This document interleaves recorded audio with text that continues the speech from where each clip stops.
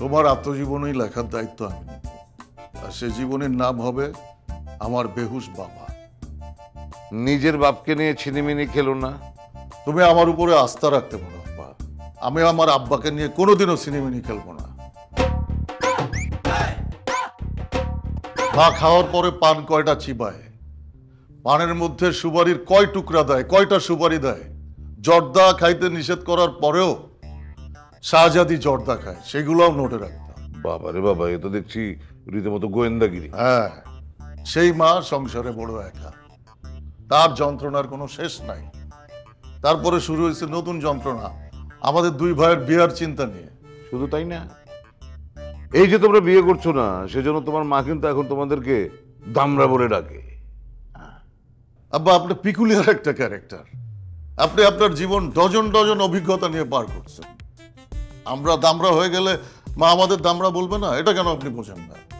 বুঝতে পেরেছি তোমার অনেক অভিজ্ঞতা হয়েছে, কিন্তু তাই বলে নিজের বাপকে পিকুলিয়ার বলাটা বোধহয় ঠিক হলো না। আমার সাথে পিকুলিয়ার শব্দটি যায় না। আব্বা, পিকুলিয়ার মানে অদ্ভুত। আপনি যদি আপনার জীবনে অদ্ভুত কোনো কর্মকাণ্ড করে থাকেন, তাহলে পিকুলিয়ার বলাটা নেগেটিভ না। আচ্ছা ঠিক আছে, নেগেটিভলি নিলাম না নেগেটিভলি। আপনি নতুন করে জ্ঞানী গুণীদের আত্মজীবনী পড়া শুরু করছেন, অমর্ত্য সেনের জগৎ কুটির পড়তেছেন, আরো হয়তো পড়বেন, নিজের আত্মজীবনীও হয়তো লিখবেন। সেই দুঃসাহস আমার নেই। তোমার আত্মজীবনী লেখার দায়িত্ব আমি নেব, আর সে জীবনের নাম হবে আমার বেহুশ বাবা।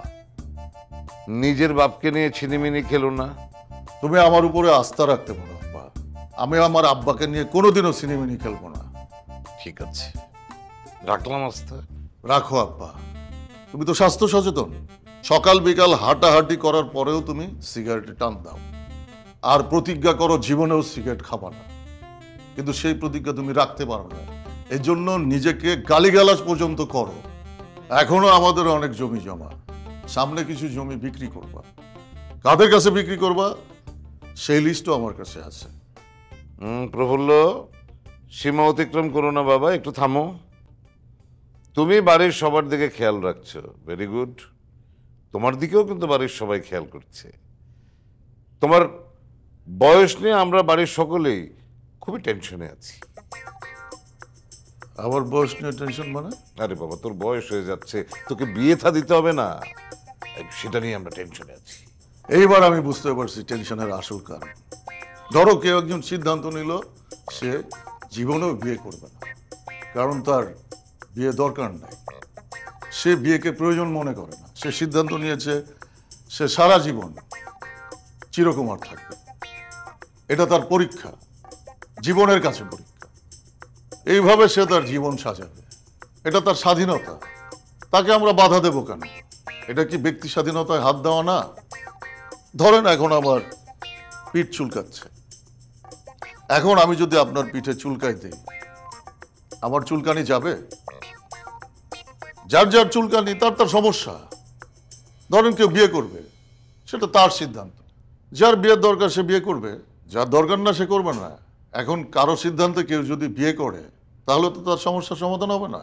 বাবা প্রফুল্ল, আচ্ছা মানে তোর কি অন্য কোনো সমস্যা, মানে গোপন কোনো সমস্যা নাই তো? তুই বিয়ে করতে চাচ্ছিস না কেন? আমাদের বললি তো তোর পিঠ চুলকানি, এই চুলকানি যেভাবে হোক 6 মাসের মধ্যে ঠিক করতে হবে, 6 মাসের মধ্যে। কারণ 6 মাস পরে আমি ঠিক করেছি তোদের বিয়ে দেবো।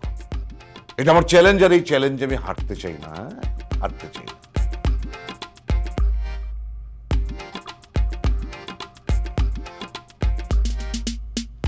এই বয়সের ছেলে বিয়ে করতে চায় না, সন্দেহজনক।